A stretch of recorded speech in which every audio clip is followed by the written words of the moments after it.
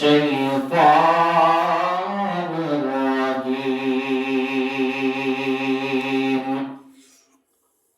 بسم الله الرحمن الرحيم إذا زلزلت الأرض زلزالها وقال الله سبحانه وتعالى ظهر الفساد في البر والبحر بما كسبت أيدي الناس ليذيقهم بعض الذي عملوا لعلهم يرجعون صدق الله مولانا العظيم اللهم سبحانك لا علم لنا إلا ما علمتنا إنك أنت العليم الحكيم رب زدني علما رب يسر ولا تعسر وتمم علينا بالخير رب اشرح لي صدري ويسر لي أمري واحلل عقدة من لساني يفقهوا قولي وبك نستعين يا مستعان الحمد لله মহান আল্লাহ তাআলার আযীম ও শান শাহী দরবারে শুকরিয়া আদায় করি যে মালিক আমাদেরকে জুমার সালাত আদায় করার জন্য মসজিদে আসার বছর তৌফিক দান করেছেন আলহামদুলিল্লাহ লক্ষ কোটি দরুদ ও সালাম পেশ করছি আখিরি নবী শেষ নবী হায়াতুন নবী জিন্দা নবী হযরত মুহাম্মদ মুস্তাফা সাল্লাল্লাহু আলাইহি ওয়াসাল্লামের প্রতি আল্লাহ পাকের কাছে তৌফিক কামনা করছি কোরআন এবং হাদিসকে সামনে রেখে কোরআন সুন্নাহ মোতাবেক সঠিক কথাগুলো বলার এবং আমাদের সবাইকে আমলে বাস্তবায়ন করার তৌফিক দান করুন বলি আমিন আমিন কোরআনুল কারীম থেকে দুইটা আয়াতে কারিমা তেলাওয়াত করেছি আল্লাহ পাক যদি চায় তাহলে ইনশাআল্লাহ তো দুইটি আয়াতকে সামনে রেখেই কথা বলবো ইনশাআল্লাহ আমি আপনাদের খিদমতে প্রথম যে আয়াতে কারিমাকে তেলাওয়াত করেছি এটা আমরা সবাই জানি কোরআনুল কারীমের অন্যতম সূরা সূরাতুজ জিলজাল এই জিলজাল আমি আপনাদের খিদমতে তেলাওয়াত করেছি আল্লাহ রাব্বুল আলামিন বলেন ইযা যুলজিলাতিল আরদু জিলজালাহা পৃথিবী যখন তার কম্পনে প্রকম্পিত হবে পৃথিবীর মধ্যে ভূমিকম্প তৈরি হবে কথাটা আল্লাহ কোরআনে বলছেন পৃথিবীতে ভূমিকম্প হবে এই আয়াত মুফাসসিরিনে কেরাম তাফসীর করছেন কিয়ামত সম্পর্কে এই আয়াতে কারিমাটা নাযিল হয়েছে সূরা নাযিল হয়েছে সূরাতুজ জিলজাল জিলজালের অর্থ হইল প্রকম্পিত হওয়া কম্পন হওয়া ভূমিকম্প হওয়া জালজালা ভয়াবহ ভূমিকম্প হওয়া জিলজাল জালজাল শব্দের তর্জমা তো এই সূরা নাযিল হয়েছে আল্লাহ রাসূল সাল্লাল্লাহু আলাইহি ওয়াসাল্লাম সাহাবাদেরকে বয়ান করতেন কিয়ামতের বয়ান করতেন কিয়ামত ঘটবে কিয়ামত অবশ্যই সত্য কিয়ামত আসবে তখন কাফের বেঈমানেরা প্রশ্ন করতেন মাতাস সাআ কিয়ামত কবে হবে কিয়ামত কখন হবে মুহাম্মদ তুমি যে বলো কিয়ামত সংঘটিত হবে কবে হবে বলো আমাদেরকে আল্লাহ রাসূল সাল্লাল্লাহু আলাইহি ওয়াসাল্লাম বলেন খামসুন লা ইয়ালামুহুম ইল্লাল্লাহ পাঁচটা জিনিস আছে যে পাঁচটা জিনিস আল্লাহ ছাড়া কেউ জানে না তার মধ্যে এক নাম্বার হলো ইন্নাল্লাহা ইনদাহু ইলমুস সাআ কিয়ামত কবে হবে এটা একমাত্র আল্লাহ ছাড়া কেউ জানে না এই কথা আল্লাহ তাআলা নবী পয়গম্বর সাল্লাল্লাহু আলাইহি ওয়াসাল্লামকে জানান নাই তবে রাসূল সাল্লাল্লাহু আলাইহি ওয়াসাল্লাম বলছেন আমার এই দুইটা হাত, এই দুইটা আঙ্গুলের মাঝে যতটুকু ব্যবধান, কিয়ামত আর আমার মাঝে ততটুকু ব্যবধান। তার মানে কিয়ামত খুব নিকটে, কিয়ামত ঘনিয়ে আসছে, কিয়ামত একেবারেই কাছে। কিন্তু নির্দিষ্ট সময় বলা যায় না, যে কোনো মুহূর্তে যে কোনো সময় কিয়ামত ঘটবে। কিয়ামত ঘটবে, এটা সত্য কথা, এটা বিশ্বাস করতে হবে। অবিশ্বাস করার বিন্দু পরিমাণ কোন সুযোগ নাই। পৃথিবীর মধ্যে ভূমিকম্পন তৈরি হবে, প্রকম্পিত হবে, বড় বড় দালান কোঠা সব কিছু ধসে যাবে, পাহাড় পর্বত সব কিছু ধসে যাবে, কোনো কিছুই অবশিষ্ট থাকবে না। আমরা গত কিছুদিন আগে দেখছি পুরা বাংলাদেশকে নাড়া দিয়ে ফেলেছে। ভূমিকম্প কি পরিমাণে হতে পারে? মানুষ তো এইভাবে বলছেন, কয় আমার হায়াতে 60-70 বছর যাদের হায়াত, তারা বলছে আমার হায়াতে এই পরিমাণ ভূমিকম্প দেখিনি। 5.7 মাত্রায় ভূমিকম্প হয়েছে। তুরস্কেও ভূমিকম্প হয়েছে, গতকালকেও এই বাংলাদেশে ভূমিকম্প হয়েছে, 4.1 মাত্রায় ভূমিকম্প হয়েছে। আমরা টের পাইনি, নরসিংদীতে হয়েছে, খবরে বলছে নরসিংদীতে হয়েছে। গতকালকে চীনেও ভূমিকম্প হয়েছে, আফগানিস্তানেও ভূমিকম্প হচ্ছে, ভূমিকম্প হয়েছে, প্যালেস্টাইনে ভূমিকম্প হয়েছে। চিত্রগুলো আমাদের সামনে ভাসছে, চিত্রগুলো আমাদের সামনে হাজির। আমরা নেট মাধ্যমে জানতে পারছি বিভিন্ন বড় বড় দালান কোঠাগুলো সব ধসে পড়ছে। এটা একটা আযাব। কিন্তু বিজ্ঞান বলে ভূমিকম্প বলতে কিচ্ছু নেই, অথচ আল্লাহর কোরআন বলে, রাসূল বলে ভূমিকম্প সত্য। ভূমিকম্প অবশ্যই আসবে, অবশ্যই পৃথিবীতে ভূমিকম্প হবে। ভূমিকম্প একটা আযাব, একটা বিপদ। এটা রহমতের কোনো কারণ না, বিপদ। প্রশ্ন হয়, হুজুর ভূমিকম্প কেন পৃথিবীতে আসে? ভূমিকম্প কেন পৃথিবীতে হয়? এর উত্তর হলো দুইটা। একটা হলো বিপদ, আল্লাহ তাআলা মানুষদেরকে পরীক্ষা করার জন্য কিছু কিছু বিপদ দেন। ওয়ালানাবলুওয়ান্নাকুম বিশাইইম মিনাল খাউফ, সূরা বাকারার মধ্যে আল্লাহ বলেন, অবশ্যই অবশ্যই আমি আল্লাহ মানুষদেরকে পরীক্ষা করব। ওয়ালানাবলুওয়ান্নাকুম মিনাল খাউফ, ওয়ালানাবলুওয়ান্নাকুম বিশাইইম মিনাল খাউফ, আমি আল্লাহ কখনো কখনো ভয়ের মাধ্যমে মানুষদেরকে পরীক্ষা করব, ভয় দিব, ভয়। ওয়ালানাবলুওয়ান্নাকুম বিশাইইম মিনাল খাউফ ওয়াল জু', দুই নম্বরে আমি আল্লাহ ক্ষুধার কষ্ট দিব, কখনো বান্দা খানা পাবে না। আমি আল্লাহ এই ক্ষুধার যন্ত্রণা তোমাকে দিব। এর কারণ কি জানো? এর কারণ হলো আমি আল্লাহ তোমার পরীক্ষা করতে চাই। মিনাল জু'i ওয়াল খাউফ, ওয়ালানাবলুওয়ান্নাকুম বিশাইইম মিনাল জু'i ওয়াল খাউফ ওয়া নাকসিম মিনাল আমওয়াল, মাল সম্পদ আমি আল্লাহ কমায়া দিব।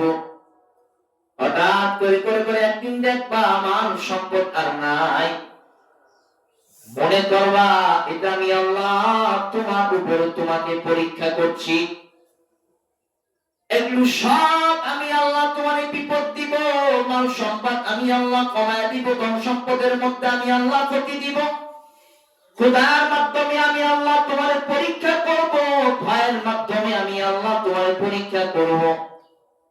এর বান্দা, তুমি যদি সেই বিপদে ধৈর্য ধারণ করতে পারো, তোমার জন্য পুরস্কার আছে জান্নাত। সুবহানাল্লাহ।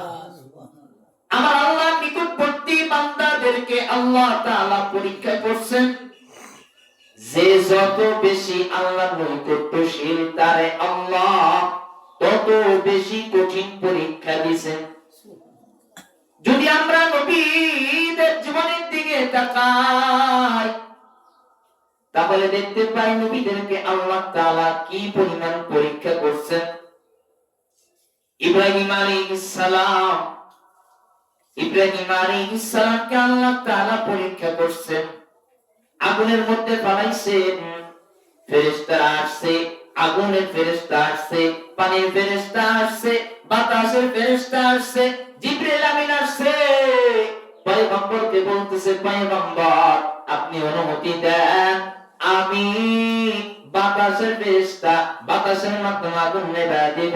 পানির ফেরেশতা বলে, ইব্রাহিম পয়গম্বর আপনি অনুমতি দেন, পানির মাধ্যমে আগুন নিভায় দেব।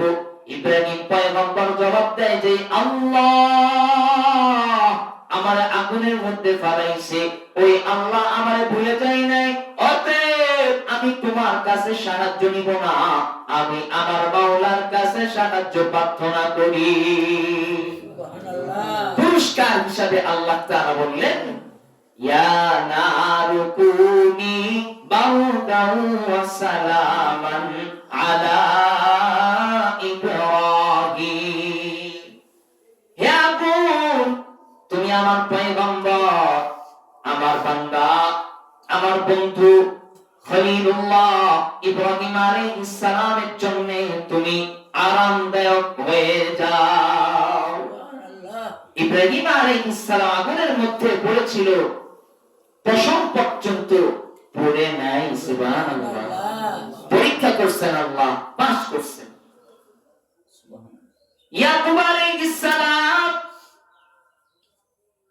হযরত আইয়ুব আলাইহিস সালাম, আল্লাহ তাআলা প্রচুর ধন সম্পদ দান করছিলেন, প্রচুর সন্তানাদিও আল্লাহ তাআলা দান করছেন।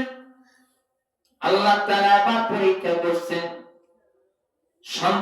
সন্তানাদিরা সব মারা গেছে, ধন সম্পদ আল্লাহ সব ছিনায় নিছে। শুধুমাত্র বিবি রহিমা আইয়ুব নবীর পাশে ছিলেন। পুরা শরীরে ঘা হয়ে পড়ে গেছে।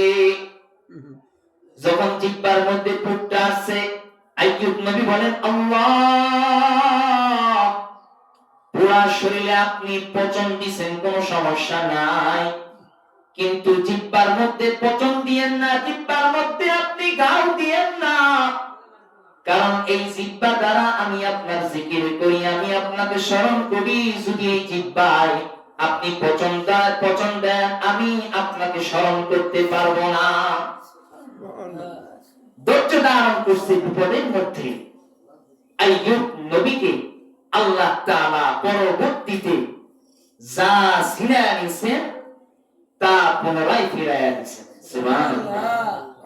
আল্লাহর নৈকট্য প্রাপ্ত বান্দা আইয়ুব নবী হযরত ইয়াকুব আলাইহিস সালামকে আল্লাহ তাআলা পরীক্ষা করছেন। হযরত ইউসুফ আলাইহিস সালামকে ইয়াকুব নবী অনেক ভালোবাসতেন, ছিনায় নিছেন আল্লাহ তাআলা। ভাইরা গর্তের মধ্যে ফালায়া দিছে, বণিক দল কিনা নিছে বাইরের থেকে, মিশরে গেছেন, গোলামের জীবন যাপন করছেন, জেল খাটছেন। এদিক দিয়ে আইয়ুব নবী সবর করছেন। আল্লাহ তাআলা সবরের কারণে ইউসুফ আলাইহিস সালামকে মিশর আজিজে মিশর বানায়া দিয়েছেন। সুবহানাল্লাহ। এগুলো হলো বিপদের সময় ধৈর্য ধারণের ফল। বিপদ আসবে, কিন্তু মুমিন বান্দা কখনো হতাশ হবে না। টাকা সম্পদ সবকিছু চলে যাবে, কিন্তু নামাজ থেকে মুমিন বান্দা গাফিল হতে পারে না, আল্লাহর স্মরণ থেকে মুমিন বান্দা গাফিল হতে পারে না। এটা মুমিন বান্দার সিফাত না। আল্লাহ আমাদের বুঝার তৌফিক দান করুন। বিপদ আসলে এই কথা না বলা, আল্লাহ শুধু আমারই দেখছে আর কাউরে দেখে নাই না ভাই, আল্লাহ বলছেন আপনাকে পরীক্ষা করবে, পরীক্ষা করবে, ওয়ালা নাবলুওয়ান্নাকুম, আপনাকে পরীক্ষা করবে বিভিন্ন ভাবে, আপনাকে বিপদের মাধ্যমে আল্লাহ তাআলা আপনার ঈমানটাকে যাচাই বাছাই করবে। যদি আপনি সেই পরীক্ষায় সফলতা অর্জন করতে পারেন, আপনার জন্য মহা পুরস্কার রয়েছে। সুবহানাল্লাহ। তাহলে বলছিলাম বিপদ কখনো আল্লাহর পক্ষ থেকে আসে, আবার বিপদ কখনো মানুষের হাতের অর্জনের মাধ্যমে হয়। আল্লাহ সূরা রুমে বলেন, ওয়াহারাল ফাসাদু ফিল বাররি ওয়াল বাহরি বিমা কাসাবাত আইদিন নাস, স্থলে আর জলে যেই বিপদ আসে সেই বিপদটা মানুষের হাতের কামাই, মানুষ যা অর্জন করে তার কারণে জলে স্থলে বিপদ আসে, সমুদ্রে বিপদ আসে, এটা মানুষের হাতের কামাই, ভূমিতে বিপদ আসে, এটাও মানুষের হাতের কামাই। তার মানে বুঝলাম ভূমিকম্প এটা আমাদের গুনার কারণে হয়। বিজ্ঞান তো বিশ্বাস করে না।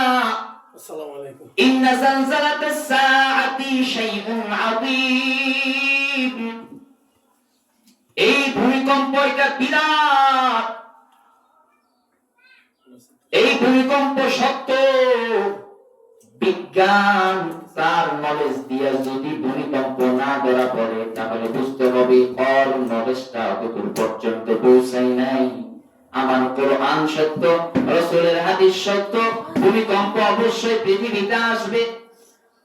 কেন আসবে?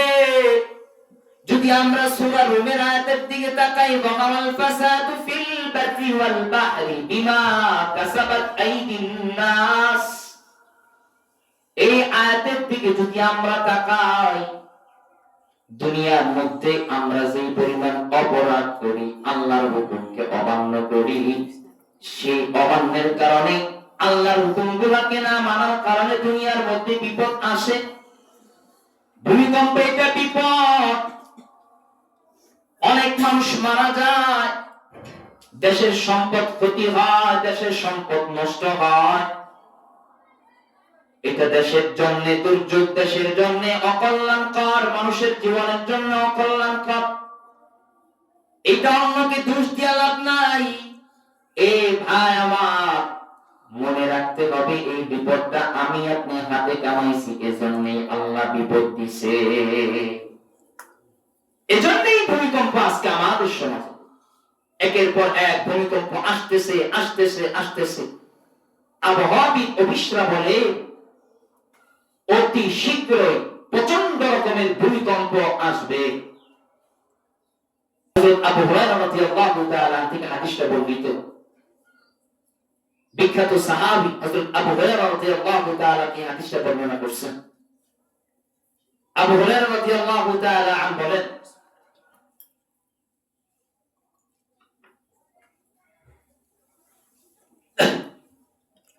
হযরত আবু হুরায়রা রাদিয়াল্লাহু তাআলা বলেন, পৃথিবীর মধ্যে যখন 15টা আলামত, 15টা গুনাহ মানুষ করবে, তখন মানুষের মাঝে 4 থেকে 5টা আযাব আসবে।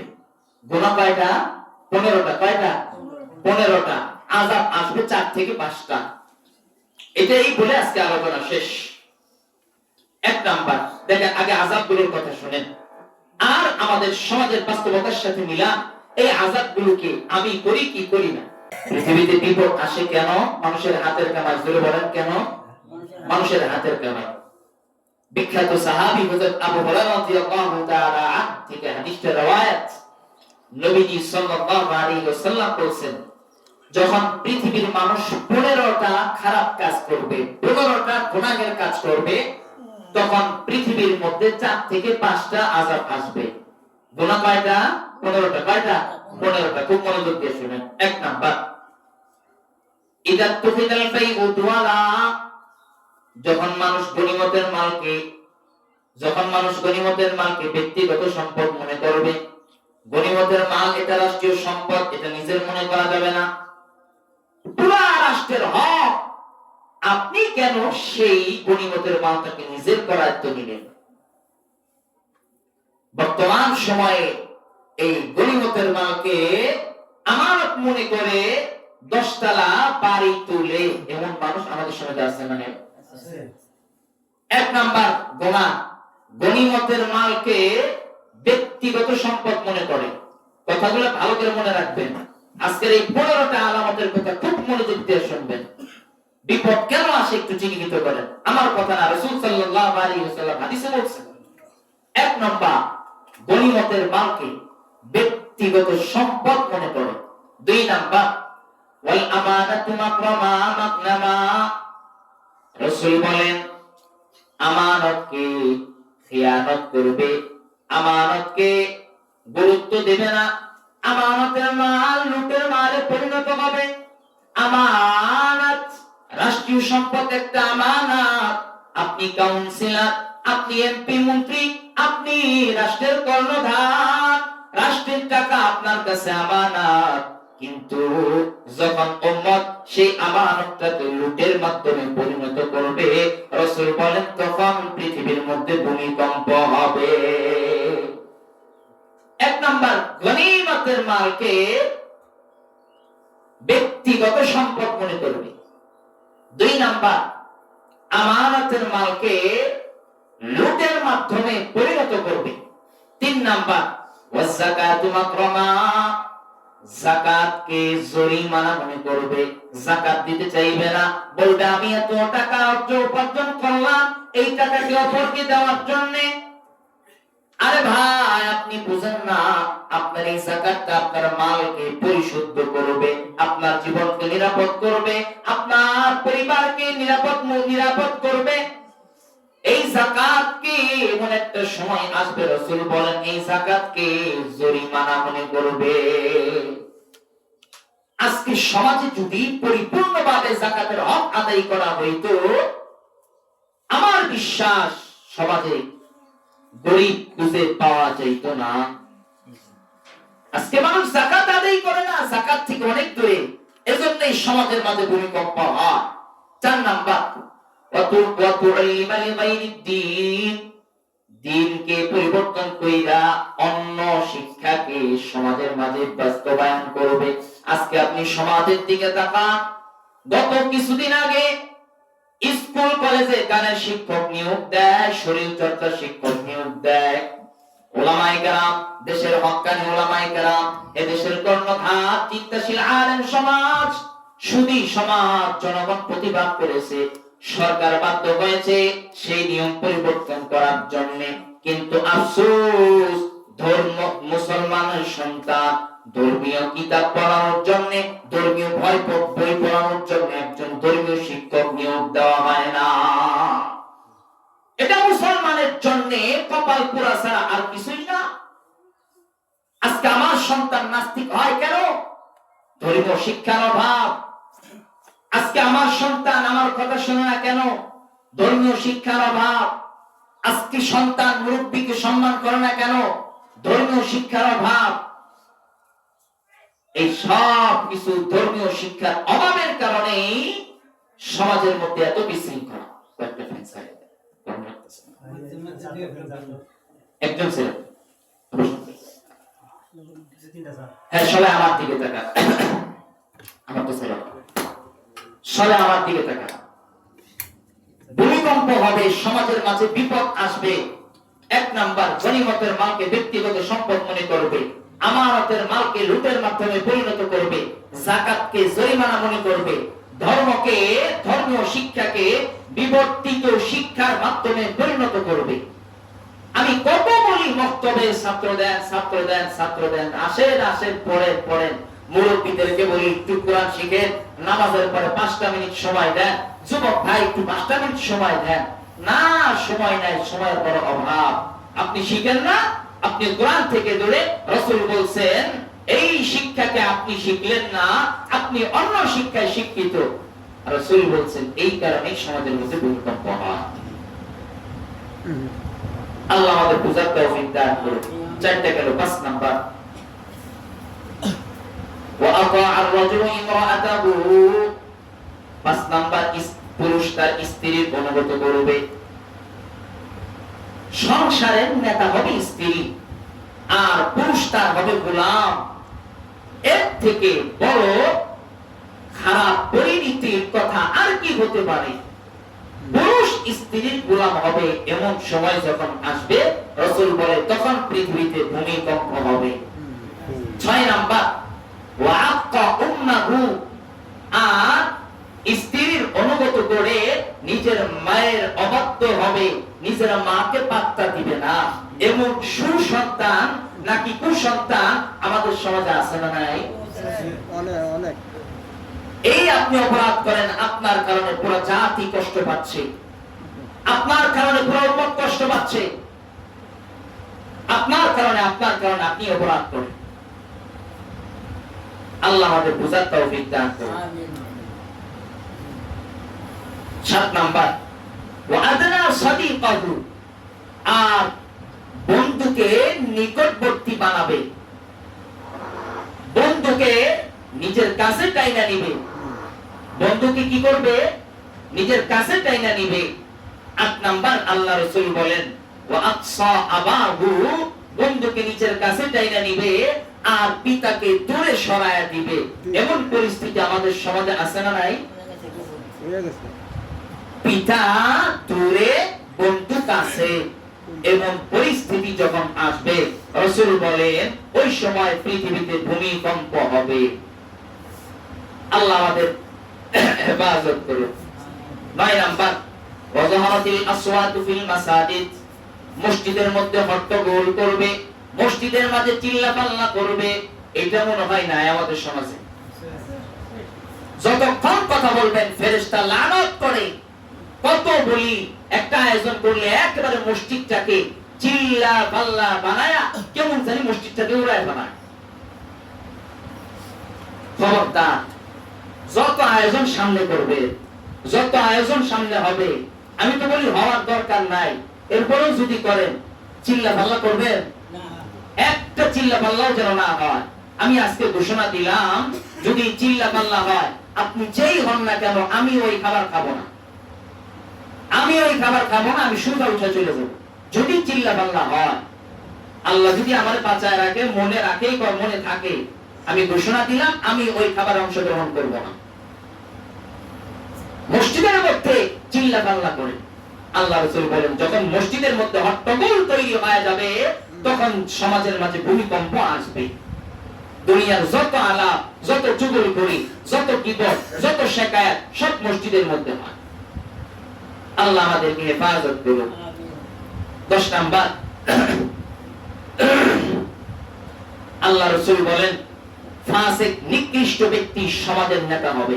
যখন ফাসিক ব্যক্তি সমাজের নেতা হবে, তখন সমাজের মধ্যে ভূমিকম্প তৈরি হবে। এবার আপনি চিন্তা করেন, আপনার কাউন্সিলর, আপনার এমপি, আপনার মেয়র, আপনার দেশ প্রধান, সে কি ফাসিক ব্যক্তি নাকি ন্যায়পরায়ণ, নিষ্ঠাবান, আল্লাহওয়ালা পীর বুজুর্গ? আপনি চিন্তা করেন। 24 অভ্যুত্থান হয়ে গেল, এবার একটা সময় আসছে একজন ন্যায়পরায়ণ শাসক আমাদেরকে তৈরি করার জন্য, ন্যায়পরায়ণ শাসক নির্ধারণ করার জন্য। যদি আমরা এই সুযোগকে হাতছাড়া করি, তাহলে মনে রাখতে হবে এই বাংলাদেশে কপাল খুবই খারাপ। কথাগুলো আমার সাথে একমত হবেন কিনা তা আমি জানি না, আমি কোরআন সুন্নাহর কথা বলছি। আল্লাহ আমাদেরকে বুঝার তৌফিক দান করুন। 12 নাম্বার,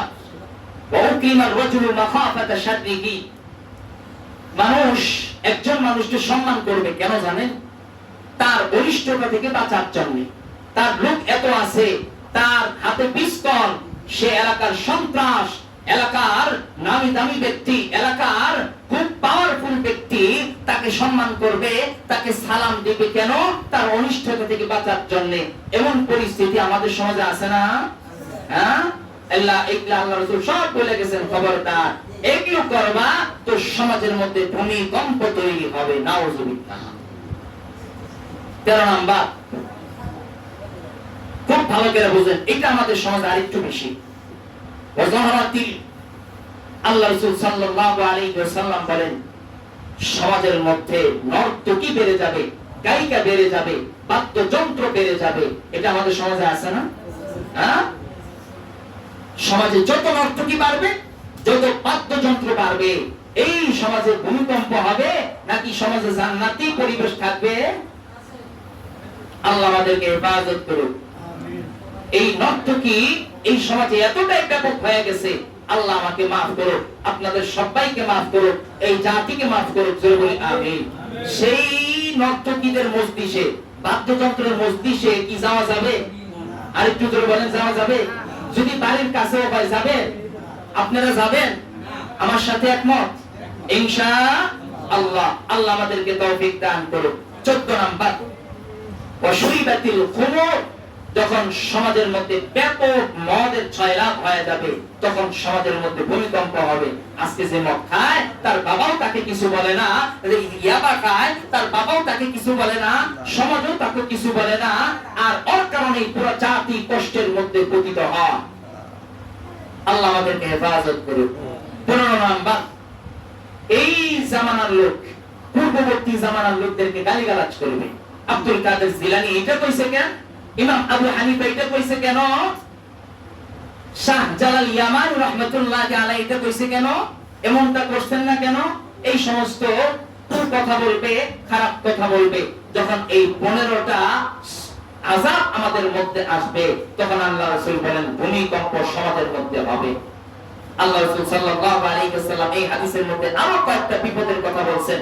এক নাম্বার, যখন সমাজের মানুষ এই সমস্ত 15টা কাজের মধ্যে জড়িত থাকবে, এক নাম্বার গরম বাতাস পতিত হবে।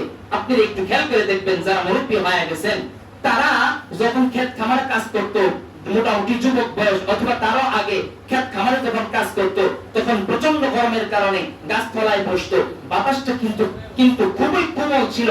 কিন্তু এখন ক্ষেত খামারে কাজ করেন আর একটু পাশে এই গাছতলায় বসেন, ওই পূর্বের বাতাস আর বর্তমান বাতাসগুলো একটু মিলিয়ে দেখেন কতটা ব্যবধান।